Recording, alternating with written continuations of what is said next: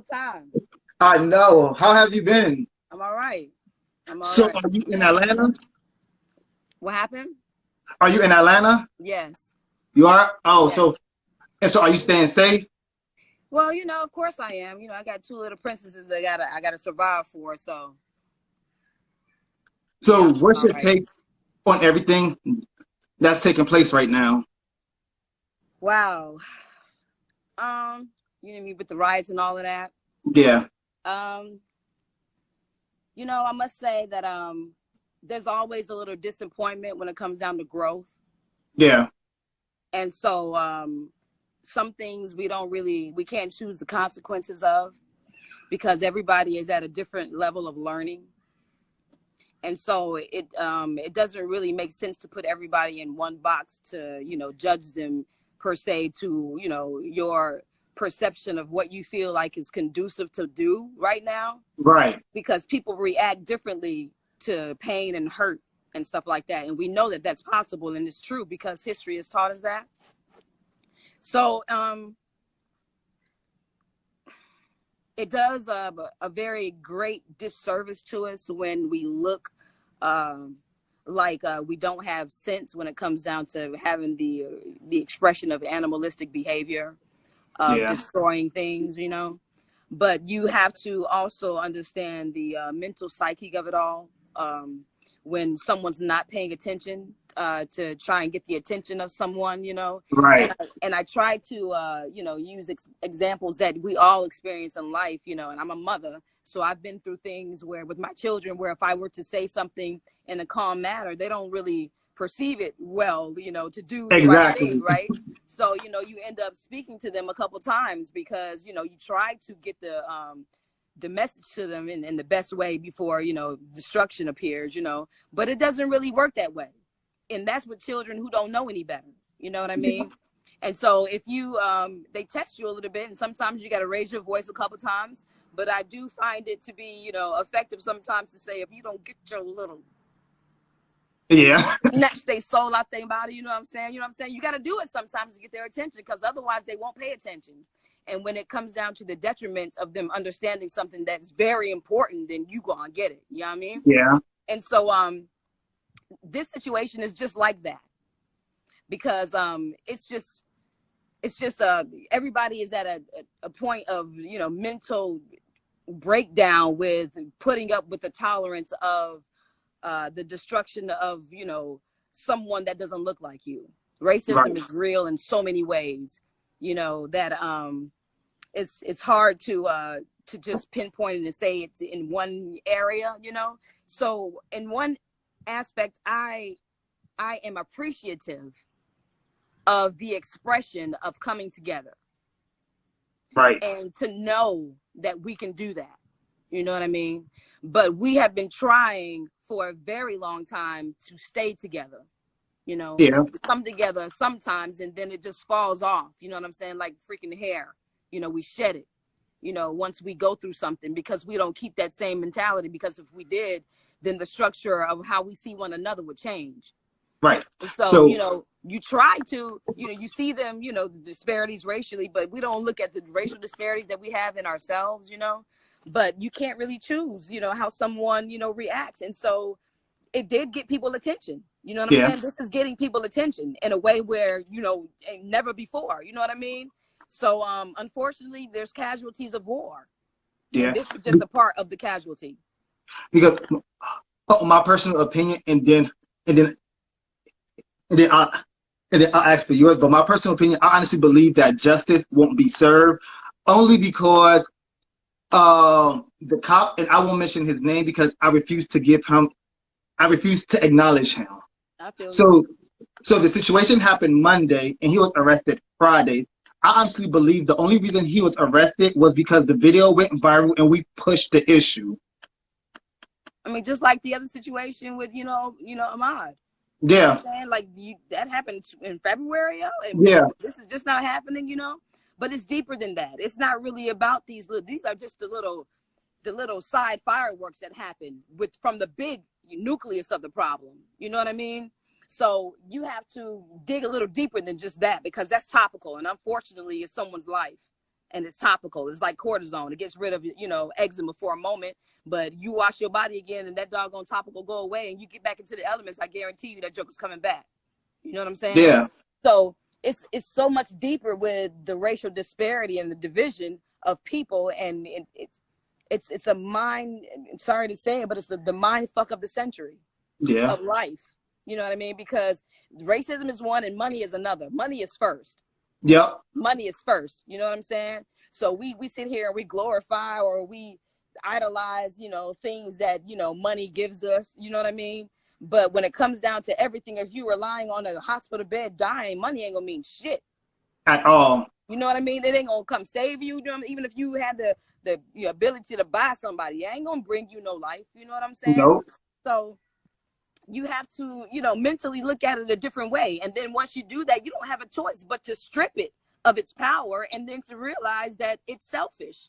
It's a selfish situation, because if you take money out of the equation of everything and we just go about in life and do everything that we did just out of the goodness of our heart, do you think anything would stop?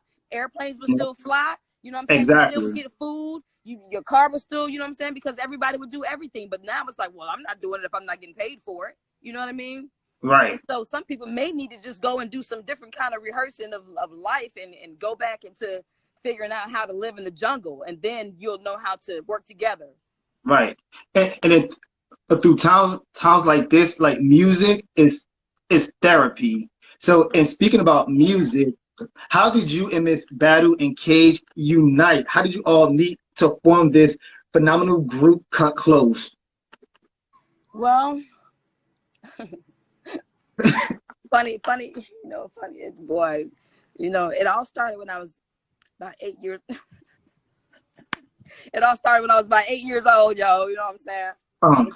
I would say that because that's when I wanted to, you know, start to sing and all of that, and the things that happened that made me feel like, all right, it gave me more of a willpower to, if you will, to want to go and grasp it, you know. But I'm a preacher's kid, you know, so I grew up in the church, very strict, and I have 14 brothers and sisters. Oh, wow. And my life was, you know, very strict growing up. And so I felt like I needed to get the heck up out of Dodge, you know, once I was old enough to go and make my own decisions. And my whole family is very musically inclined. Mm-hmm. And what allowed me to have, you know, when I moved to Atlanta at 18, I moved with a boyfriend of mine who was, you know, very much older than I. And I took a chance on, you know, leaving home, leaving everything that I knew to a whole different freaking world that I had no idea existed.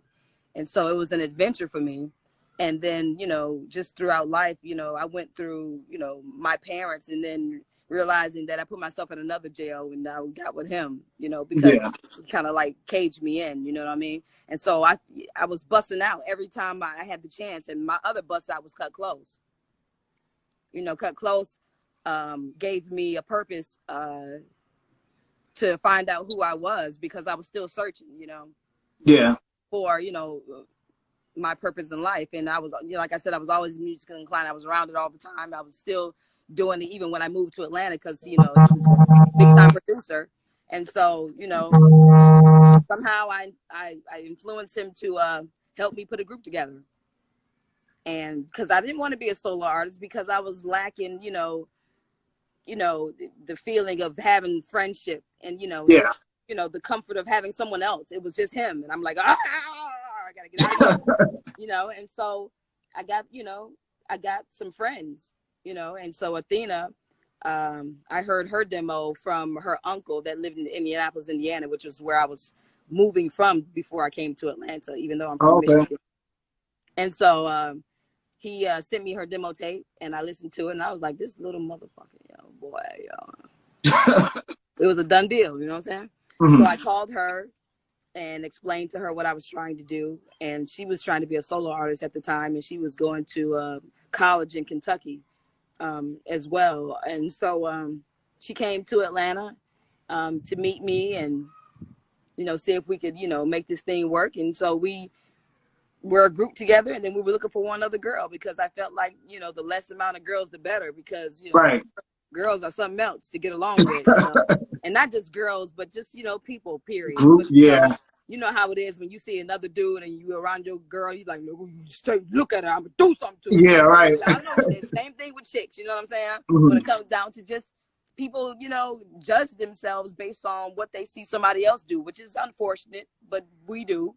You know, Right. that's how we, you know, get clothes and choose things based on what they see, you know what I mean? Mm-hmm. And learn behavior and stuff like that. But anyway, I got a thing that we got another girl before LaVon came along, and she didn't work out. She was too tall and just didn't fit. The vibe was not there, and so we was like, man, nah. She won't even like flow with us like all the way.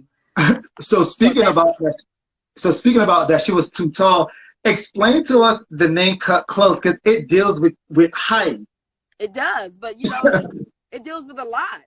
Because, you know, man, Cut Close they are my destiny. They are my purpose in life. And as I am to them, you know, we were all born at different times, obviously, but we were all born for each other. And so Cut Close basically it was just a moment in time where we were able to meet each other and be close enough to come from one another.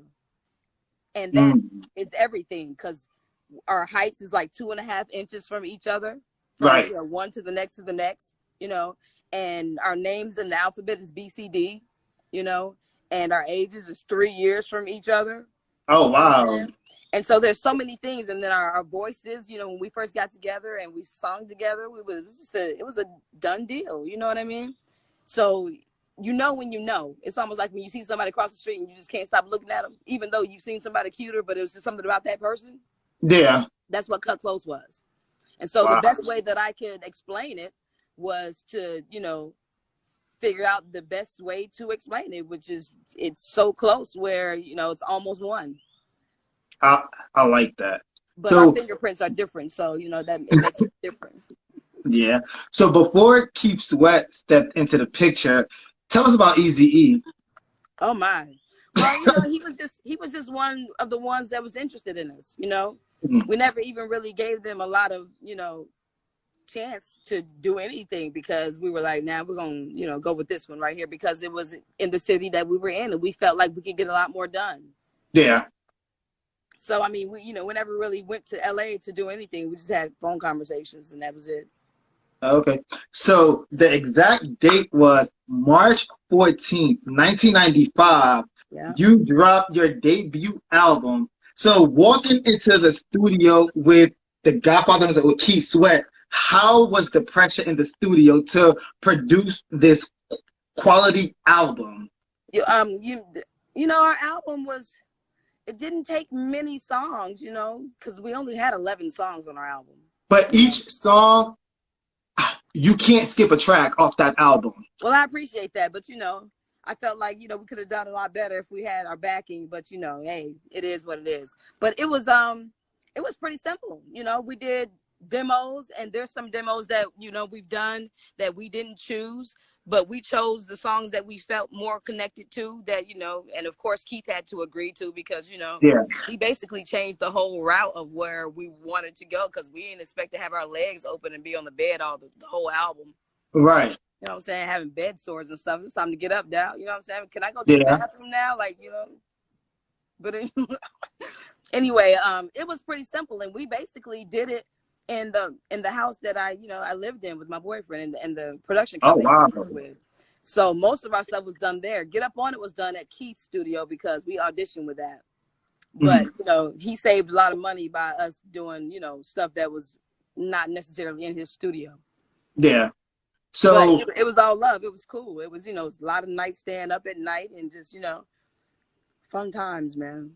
So I Like became your signature song. Recording that song, did you ever think that song would have an impact in the R&B industry? Well, to be honest with you, me and my ex-boyfriend wrote that song. Oh. And we wrote it originally for El DeBarge. And after we demoed it, we were like, sorry, El. Yeah. You made a great decision on that one. Yes. We're done. So we kept it, yo. And we actually fought for it to be the first single because Keith didn't want it to be the first single because it was so Oh. slow. Mm-hmm. He wanted a faster song to be the first single. But we were like, man, I like is the joint, yo. So, your follow-up song was Surrender, and then you had Get Up on It. But personally, my favorite song was Do Me off that album. Oh my goodness. So out of the 11 tracks, which one was your favorite and least favorite? I think the remix to Get Up on It was my least favorite. Oh. I mean, I ain't really, I ain't really dig that track much. And the Billy Bang Bang, Billy Bang Bang, Billy Bang Bang, Billy Yeah. Bang Bang, that got on my nerves. And then I just felt like it was missing something because of the way that I heard it first. I didn't really, it was like an intruder. Get out! But I like is one of my favorites for sure because it's such a classic song that never that doesn't show age. Right. And so I think that it keeps its authenticity, and the way that it was worded kept it innocently sexual. Right. It didn't make it seem like he was dirty than like a little hoe, you know what I'm saying? But Yeah. like, you really love that person, and the authenticity of what you felt like you felt for that person was more of a acceptance and gratifications, instead of it being like, dang, man, I got to take this money off the side of the bed. Anyway. But my least favorite might be Lovely Thing. Oh. Do Me is okay. Mm-hmm. It's, doing me, baby. Okay. See, I don't have a least favorite off that album.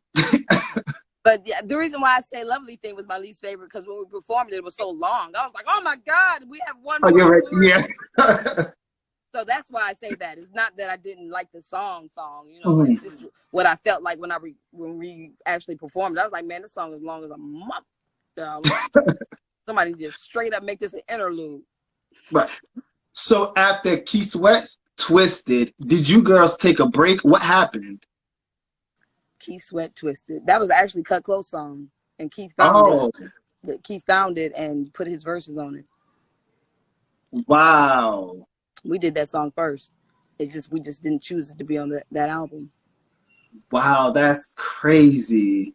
Pretty much. And then when it came out, you couldn't even put Cut Close, featuring Cut Close on it. It was just Key Sweat. I'm like, dang, man. Yeah, so was that the label or what happened with that? I mean, come on, man. Politics. You know what I'm saying? Politics, my ass. But politics don't mean that you got to be, just disrespectful in some senses. You know what I mean? When it comes down to people exercising things like that, you can't really stray away from, someone feeling like, some type of way to try and take as much power as they can away, or take the importance away from it. You know what I mean? Right. Because I think there was even it was a award show that, that was presented, and we weren't even invited. It was just crazy. Like, how you not going to tell us? But, it is what it is. This industry is crucial. It is crucial. And it's like for no reason, really. Because it's like, why? Because there's enough room for everybody. Like, so what if somebody looks like somebody else? So, dude, like, really? Should we individualize your pennies? Like, you know what I'm saying? Should we just, you can't have these when this belongs to somebody over there because they touched it first. Like, come on, man. Right. It's dumb. And it's just that crab mentality in a lot of different ways. You know what I mean? Yeah. Because we all should just, why is it so hard for people to have each other's back? It's just, I just don't understand the psyche of that. I mean, when you have your child, or when I see my daughters, man, I'm like, man, it feels good to have their back, or even my friends. Right. But people have the underlying feeling of, well, it's not happening to me, so why should I be happy? It can't happen to you. Right. So I'm like, that's so long to go, so far to go. It's really just, hurtful when it comes down to just realizing where we are as, you know, the culture of our people. Right. So your follow-up sophomore album was supposed to drop in 2010, and then you dropped Let It Rain. What happened? You know, the business is what happened, and people got in people's ears, and you know, he said, she said, they tried to replace a couple members of the group, and I'm like, yo, man, this is my vision. First of all, Yeah, like, you know, how dare you try and, you know what I'm saying? Like, nah, bruh. You can't, like, trying to take somebody, it's like Jacob and Esau, man, trying to strip somebody of their birthright. Like, why would you want to do that? that's wow.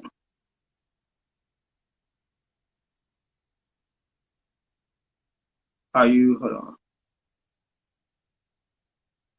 It's freezing up. So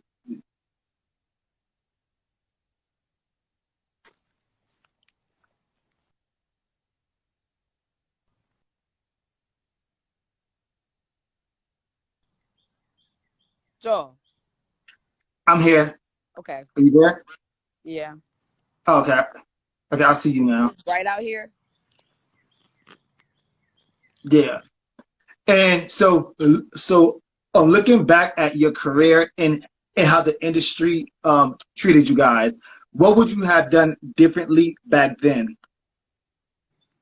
Um, Maybe shut up more.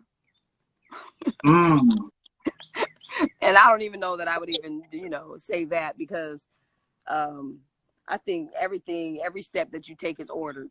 You know what I mean? yeah. And so I don't really have any regrets, because all the lessons that I've learned, I was supposed to learn to make me stronger. So Mm, even though some of it was hard to take, you know, inside, you know, it still is, you know, because we're still battling 30 years later. You know, it ain't right. over. You know what I'm saying? It's still a situation. You know what I mean? When it come down to publishing, when it come down to getting paid for publishing, like, that's still a problem. You know what I mean? It Wow. has not gone away. And, you know, to be quite honest, it's annoying as HE double hockey sticks. It's so freaking frustrating to be caught up in just greed and just why. You know, you just say why. Just like, you know, sometimes when you don't understand when people go out there and loot, but when people, you know, hurt other people or try to take away something from somebody else, is because it's happened to them, but it doesn't leave them or give them the excuse to keep, you know, spewing out the same thing. That's what happens to us. We have the same generational curses, you know, going around and doggone beating us in our asses most of the time. Yeah. So the crazy part about the whole pop music industry is I'm not sure what magic artists were sipping in the 90s before they stepped in the booth, because the quality of music that was produced back then, you can play it now and it's still relevant and still sounds fresh. Unlike this new age music, I can't play any of this music 5 years from now. Yeah. So what do I you mean, think the difference is? the difference is the ambiance and the energy of the world. The energy in the world is what music predicts that.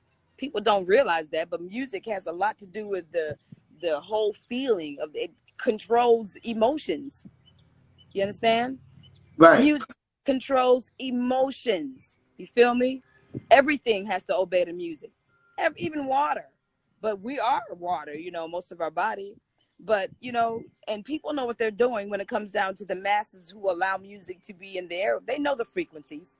People are Yeah. not stupid. You know what I mean? This is just not no coincidental situation that, you know, the music fits what's going on today. It fits how people talk to you. It fits how they feel about themselves. And we have so much power that I think that the structure of a society is really about the average.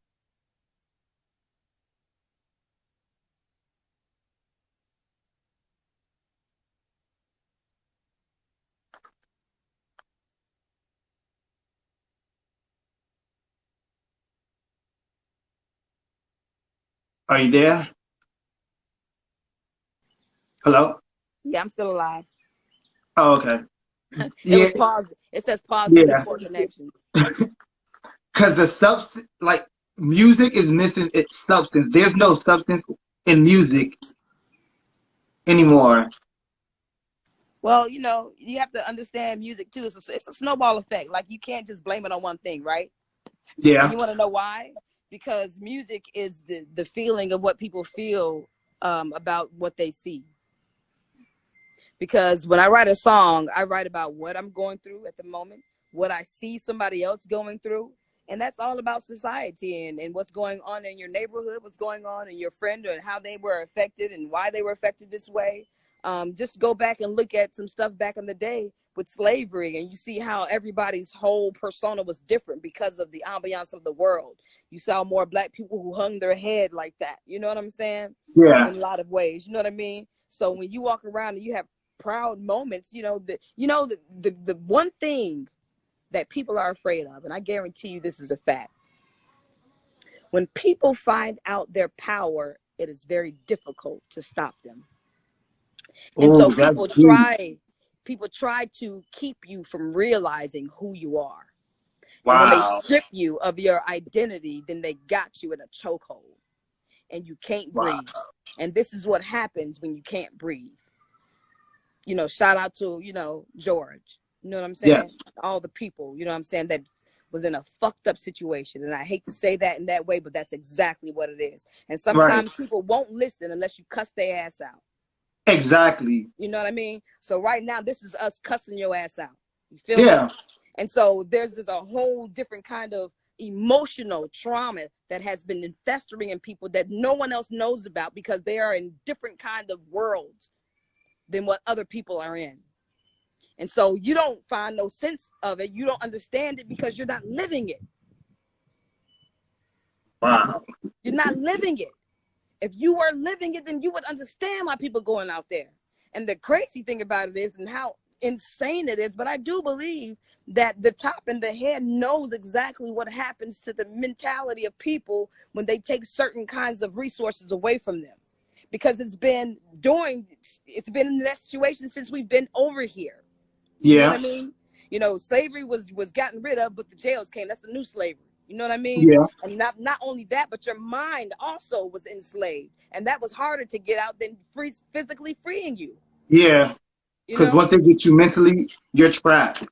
Yeah, it's just, and it's so huge. It's so deep when it comes down to where you need to start, that it's not about what's really going on right now. Because it's really, like I said, those are the outside parts. That's, the little fireworks on the outside, but the nucleus is deeper than that.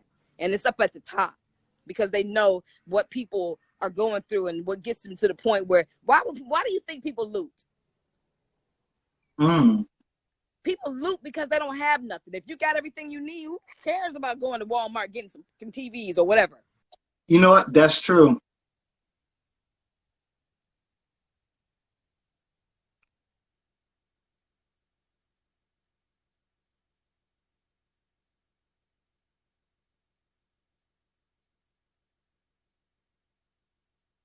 It paused. So give it to them. I'm just gonna lay on this dog. I don't know if it's me or if it's you. Uh, oh, I see you now. But I was just saying, the mindset of people is jacked up, when it comes down to, where they are in life, to even understand the destruction of what that's causing. But then we have to realize that the reason why they feel that way is because their learning curve of where they are to realize these things is not there yet. Because they Right. strip them of understanding because they just feel like this is how you let somebody know. Yeah. You know what I mean? And there's no fathers and mothers together to where they got some kind of balance in life where they're all out here walking like everybody need a V8. Exactly. We look like the freaking Leaning Tower walking without even walking like, you know what I'm saying? It's crazy of how, things just have it's like spikes all over your body. It's one thing and there's another thing that affects another thing. But It's people are crazy. hurt in the family, and it's hard to. They have to realize that in order to completely stop that, you know what they have to do? Everybody will have to be on the same level. And that's going to take a while to It's never happen. going to Yeah. happen. Yeah. It's never going to happen because people like power. And whenever it's just like if you give somebody something that's important to you, I guarantee you they'll use it against you at some point in life. Oh yeah. Just let life keep happening. Oh, of course, I've been there before. Yeah. I mean, I've been there many times, and that's why, you live and you learn. And that's why even now we are at a point of understanding life where we look at music in a way where we understand the hurt that is happening to it. And so we can look at the young people's music and understand the ignorance of them. And so that's why we can speak about that, and they can't see it yet, but they will. They're just not there yet, and they're learning. You feel me? Right. So we have to, sometimes be there to be able to be a beacon of hope and light for somebody too, to, give them some kind of a different way and humanize it for everyone. Because for whatever reason, people, put people that are in the entertainment field, above the level of, most. And, that's unfortunate because we are no better than anybody. We just have Because we're something all that you like, humans at the end of the day. and so they create that barrier too.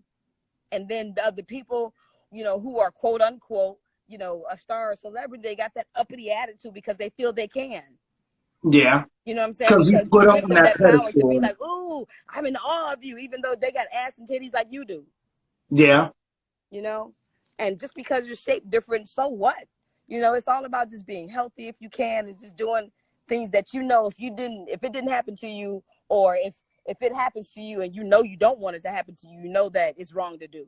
It's not hard to know what's right and what's wrong. Just ask yourself if you want that situation to happen to you or your family, and then you'll Yeah. know. It doesn't take a rocket scientist. It's not no freaking dog and Pythagorean theorem. You know what I mean? Mhm. But I do believe that people like me should exercise our star power to spew positivity, and if people do need someone to look up to, then we'll be there. Yeah. There's not enough of us that's reacting in a way where we can actually talk to some of these people that will listen and kind of calm them down. Because musically, if you give someone that feeling that no one else can give you, music does that. Music gives you that feeling that you can't explain in words. And so people Exactly. in our position, they kind of like appreciate that because it's more of a spiritual connection, and that's why Michael Jackson has so much power. Yeah. You know what I mean? Because he was a lanky dude. I mean, how was Michael Jackson sex? He was like the number 11,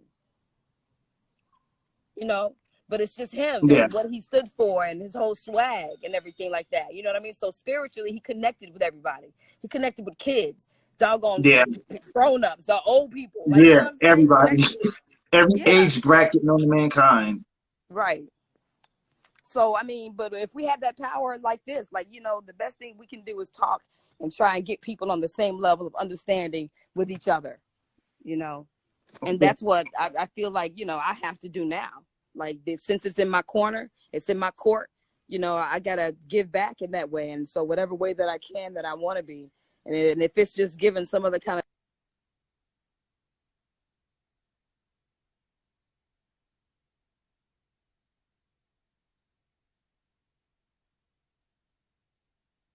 a messenger in the sense of a song, that's why I'm here right now.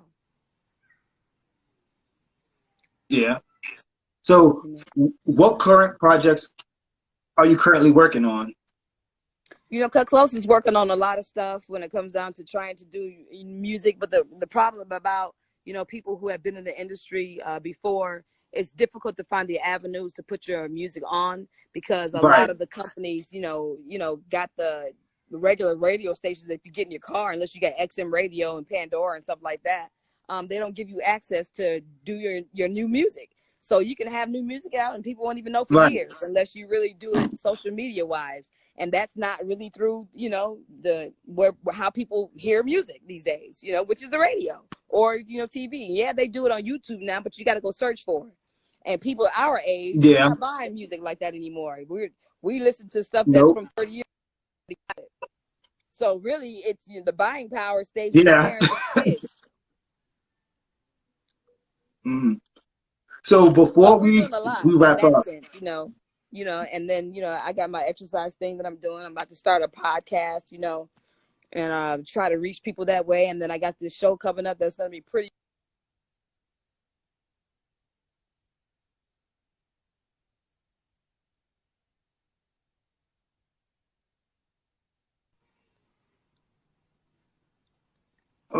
So before we wrap up, what would you like to say to your fans who supported you since day one? Man, it's always awesome.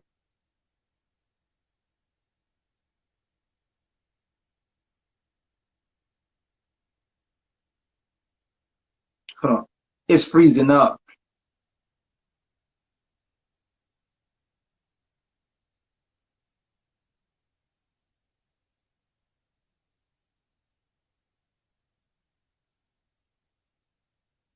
Yeah, I hear you now. Okay. I said, I hear you now. I said it's such a special thing to have someone appreciate what's within, because everybody looks for acceptance, right? Yeah,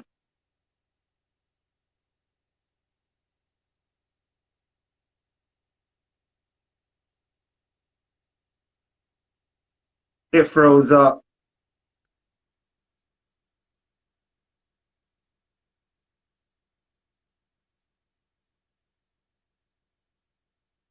Yeah. I don't know what you heard.